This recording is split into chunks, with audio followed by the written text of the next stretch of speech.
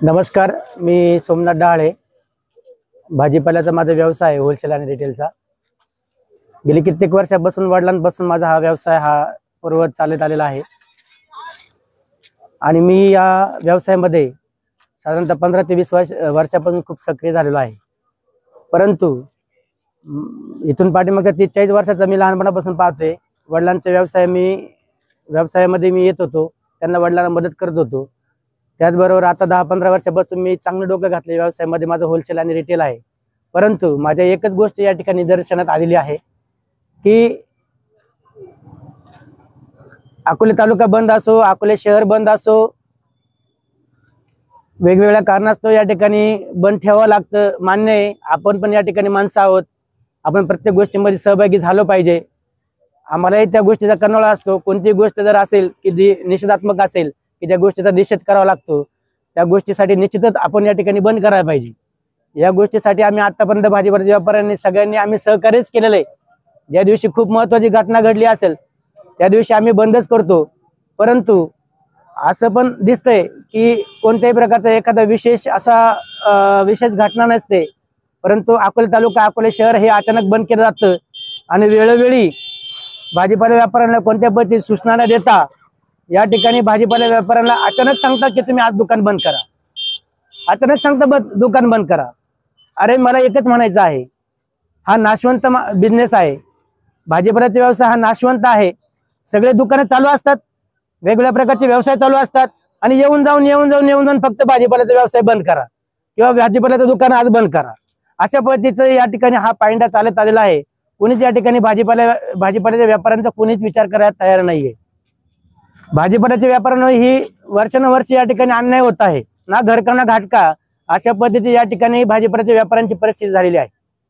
मित्रांनो, हे जे काही भाजीपाल्याचं बाजारतळ आहे, हे भाजीपाल्याचं बाजारतळ त्या काळात पूर्वज जे आपले ज्येष्ठ मंडळी होते त्यांनी भाजीपाल्यासाठी या ठिकाणी दान दिलेलं आहे। माझ्या माहितीनुसार भाजीपाल्यासाठी या ठिकाणी पूर्ण जागा दिलेली आहे। परंतु होते काय, या ठिकाणी भाजीपाल्याचा व्यवसाय यासाठी जागा दिलेली आहे, शेतकऱ्यांसाठी जागा दिलेली आहे, शेतकऱ्यांच्या मालाची खरेदी विक्री व्हावी म्हणून या ठिकाणी जागा दिलेली आहे। परंतु होतंय काय, या ठिकाणी तुम्ही कोणत्याही प्रकारचा विचार न करता, भाजीपाल्यांच्या व्यापाऱ्यांचं पुनर्वसन न करता तुम्ही कधी पण या ठिकाणी सभा ठेवायच्या, कधी पण या ठिकाणी मिटिंग ठेवायची, कधी पण मोठमोठे कार्यक्रम ठेवायचे आणि अचानक भाजीपाल्याच्या व्यापाऱ्यांना सांगायचं तुम्ही डायरेक्ट व्यवसाय बंद करा, इथून उचला तिकडे जा, तिकडून उचला इकडे जा। कोणत्या प्रकारची कल्पना न देता या ठिकाणी भाजीपाल्याच्या व्यापाऱ्यांना उन्हात तानात बिगर जेवणा खावण्याचं या ठिकाणी सूचना डायरेक्ट ऑन द स्पॉट दिली जाते, तुम्ही दुकानं उचला। आज पण तेच झाले। आज शुक्रवार आहे, 23 मार्च आज दिनांक आहे आणि शुक्रवार रोजी आज 21 मार्च आज आहे। 21 मार्च शुक्रवार या दिनी आजही तीच परिस्थिती झाली। कोणत्या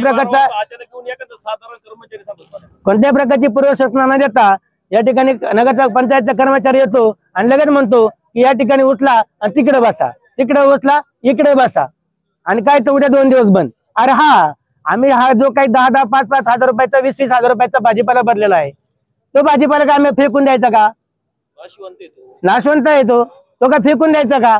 सगळं चालू, अकोले शहरात सगळं चालू, तालुक्यात सगळं चालू, फक्त काय येऊन जाऊन फक्त भाजीपाल्याच्या व्यापाऱ्यांना या ठिकाणी संक्रांत केली जाते किंवा संक्रांत ठेवली जाते। ही अशा पद्धतीची जी काही या ठिकाणी परिस्थिती आहे, अशा पद्धतीचे जे काही या ठिकाणी वागणूक आहे भाजीपाल्याच्या व्यापाऱ्यांविषयी, या वागणुकीचा, या पद्धतीचा आम्ही भाजीपाल्याचे व्यापारी तीव्र शब्दामध्ये या ठिकाणी निषेध करतो। या गोष्टीचा, या बाबीचा, अशा पद्धतीच्या वागणुकीचा आणि पद्धतीचा या ठिकाणी अकोले तालुक्यातील शेतकरी संघटनेने, डाव्या चळवळीच्या या ठिकाणी नेत्यांनी, डाव्या चळवळी ज्या आहेत त्यांनी, त्याचबरोबर राजकीय जे पक्ष आहेत त्या सगळ्यांनी या गोष्टीचा विचार करावा, अशी मी भाजीपाला व्यापाऱ्यांच्या वतीने तुम्हाला सर्वांना नम्र विनंती करतो आणि या ठिकाणी आवाहन करतो की या ठिकाणी येणाऱ्या काळामध्ये आमच्या भाजीपाला व्यापाऱ्यांचा निश्चितपणे विचार केला जावा। कोणत्या प्रकारची पूर्वसूचना न देता अशा पद्धतीचा आमच्या गाला घालू नये, आम्हाला इथं सांगावा, 2 दिवस अगोदर सांगावा, आणि खूपच महत्त्वाचा कार्यक्रम असेल तरच आम्हाला सांगा। या ठिकाणी अशा पद्धतीची ही जी पद्धत आहे, ही पद्धत जी आहे ही अतिशय अयोग्य आहे।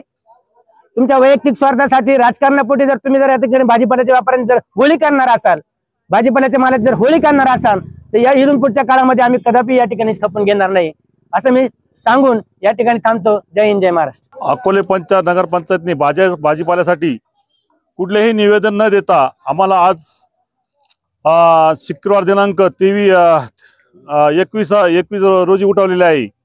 तरी आम्हाला दुसऱ्या दिवशी जागा कुठे आहे याची काही पूर्वसूचना दिलेली नाही. त्यांनी ते आमची सोय करावी अशी आम्हाला हे भाजीपाला सकाळी जो घेतलेला भाजीपाला आज सकाळपासून विकलेला नाहीये तो, त्याची व्यवस्था करावी, नाही ती त्याची भरपाई देण्यात यावी. तुम्ही दर डेली 100-50 रुपयाची पावती घेतात, ती कशासाठी घेतात? काही सभेसाठी घेतात का कशासाठी घेतात हे आम्हाला हे कळायला पाहिजे. हा बाजार जो झालाय हा सभेसाठी नाहीये, हा फक्त भाजीपाल्यासाठी आहे. कुठली सूचना न देता तुम्ही ही कारवाई करतात, ही पद्धत नाहीये. त्याची आम्हाला हे अंमलबजावणी व्हावी याकरता आम्ही पाईप देतोय. नमस्कार. भाजीपाल्याच्या व्यवसायावर अचानक घाला घातलेला जातो. पूर्वसूचना न देता आजही 12:30 वाजता तिने पूर्वसूचना न देता भाजीपाल्यांना उठवलं. ती वारंवार प्रत्येक अन्याय करू राहिले. पंचायत समितीचा नगरपंचायतचा माणूस येतो, कर्मचारी उठा उठा म्हणतो. जेवढेच नगरगुठेचा हायवे मार्ग मोकळा केला तेवढे सुद्धा अचानकच येऊन तिने आम्हाला हे केलं. अतोनात नुकसान होतं. भाजीपाला हा सडका नाशवंत ये आणि तो बंद ठेवायचा. आता 2 दिवस कसं काय बंद ठेवायचं? तर आमचं एवढंच म्हणणं आहे का लामटे साहेबांनी याच्यात पूर्ण लक्ष घालावा आणि भाजीपाल्याला उद्या 2 दिवस बसायची परवानगी. नमस्कार, माझं नाव संतोष बबन भुजबळ. व्यवसायात येऊन मला 6-7 महिने झाले, पण 6-7 महिन्यात कमीत कमी 60 वेळा तरी व्यवसाय बंद ठेवावा लागलेला आहे. नगरपंचायतला सहकार्य जरूर केलं जाईल, पण नगरपंचायतने 2 दिवस कमीत कमी आधी सूचना देणं शक्य होतं त्यांना. गुरुवारीच जर त्यांनी अनाउन्समेंट करून सांगितलं असतं अशा प्रकारचा कार्यक्रम या ठिकाणी घ्यायचा आहे आणि 2 दिवसानंतर तुम्ही तुमची व्यवस्था किंवा गुजरीत बसा किंवा पर्यायी व्यवस्था करून दिली असते तर होणारं नुकसान टळलं असतं व्यापाऱ्यांचं. व्यापारी सहकार्य करीत नाही असं नाही.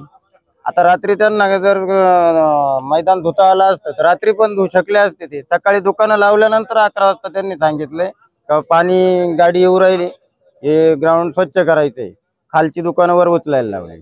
त्यानंतर आत्ताही सांगितलेलं नाही अजून उद्या बंद ठेवायचं चालू ठेवायचं.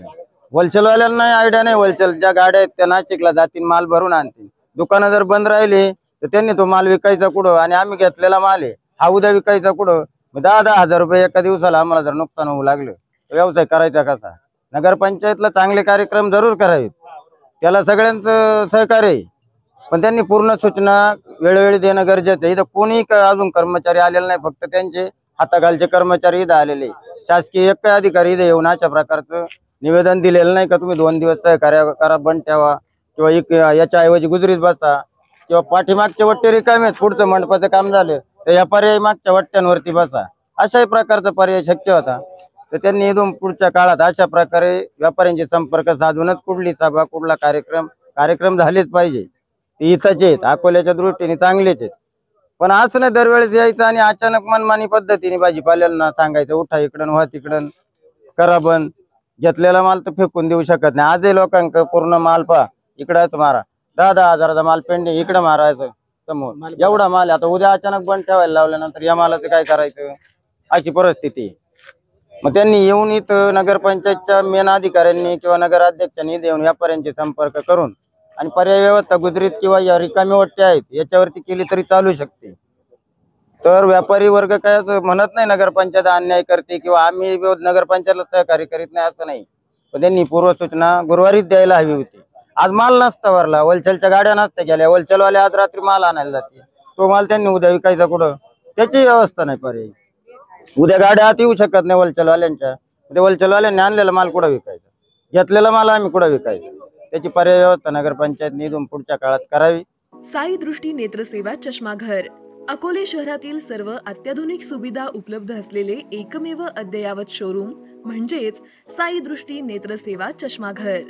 आमच्याकडे Titan, Fastrack, Puma, Oakley, Velocity, CK, Ray Ban, ID, Vogue, Police, Stepper, Scott, Carrera, Tommy Hilfiger, Killer, Crizal, Zeiss, Prime, Bronzer, Yash, Bausch and Lomb, Johnson and Johnson, Alcon आदी कंपन्यांच्या फ्रेम्स, सनग्लासेस, लेन्सेस व कॉन्टॅक्ट लेन्सेस योग्य दरात उपलब्ध. तसेच Titan company लेन्सेसचे एकमेव अधिकृत विक्रेते. आता अकोल्यात प्रथमच ऑटो मशीनद्वारे चष्म्याची रोबोटिक फिटिंग. प्रोग्रेसिव्ह चष्म्यासाठी डोळ्यांचे व चष्म्याचे अचूक मोजमाप करण्यासाठी जाईस कंपनीचे सॉफ्टवेअर असलेला ऍपल कंपनीचा टॅब. तज्ञ ऑप्टोमेट्रिस्ट कडून कॉम्प्युटरद्वारे डोळ्यांची मोफत तपासणी, डोळ्यांची मायक्रोस्कोपिक तपासणी, काच बिंदूचे अचूक निदान करण्यासाठी डिजिटल टोनोपेनद्वारे डोळ्यांचे इंट्राऑक्युलर प्रेशर मोजणे, पॅकीमीटरद्वारे बुबुळाची जाडी मोजणे, कॉन्टॅक्ट लेन्सेसच्या अचूकतेसाठी कॅरेटोमीटरद्वारे बुबुळाचं मोजमाप करणे आदी अत्याधुनिक सुविधा उपलब्ध असलेले अकोले शहरातील एकमेव चष्माघर. आपल्या अनमोल डोळ्यांच्या समस्येसाठी बिर्ला आय हॉस्पिटल नाशिक यांच्या माध्यमातून तज्ञ डॉक्टर दर गुरुवारी सकाळी 10:30 ते 3:30 पर्यंत साई दृष्टी नेत्रसेवा चष्माघर इथे उपलब्ध राहतील.